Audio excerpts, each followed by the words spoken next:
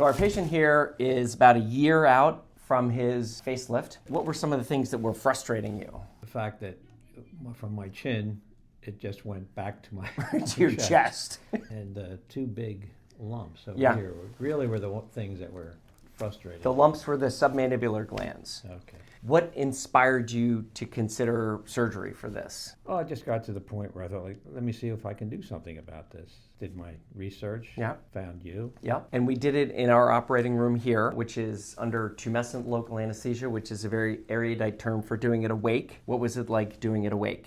Strange. Yeah, that's good. Strange is fair. Any pain? Well, there was occasionally, Yeah. and then you addressed it, Yep. and then there wasn't. And how was the recovery afterwards? As I expected. I mean, Yeah. it took a while, but not an exceedingly long time, and Perfect. it was all in due course. You know. Perfect. Yeah. And we took out a portion of your submandibular glands. Some of the processing on the internet is that can cause dry mouth. Has that happened to you at all? I haven't Yep. experienced that at all. Okay, and we actually took out some pretty good sized glands. And these are the glands, almost 2 or 3 centimeters in size. You pointed that out. You said that was hanging down and obstructing your jawline. And I could feel. You could feel them.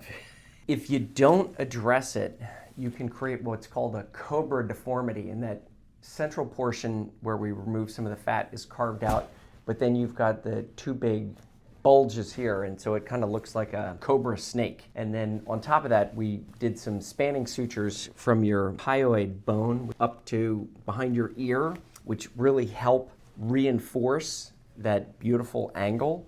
And on top of that, help put a little bit of pressure over top of where that capsule was opened to go in and take out a part of that gland to prevent what's called a silocele, which is a leaking from the gland. Right. But you didn't have any of that. None of that. Have people noticed anything? A few. You know, you hear things like, well, you know, you were away, you look good, you know. This back here is the undercake angle, which I have pioneered this term. So here's the goinial angle, cervical mental angle.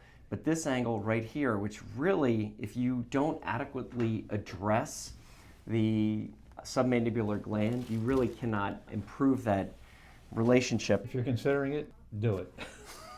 Heard it from our friend, Yeah. 76 years old. Do you feel like it has changed how old you appear? Oh, certainly. I mean, there's many other things, but that, I'm happy with that. Fantastic. Yeah. Well, thank you for sharing your story. Sure. Thanks so much.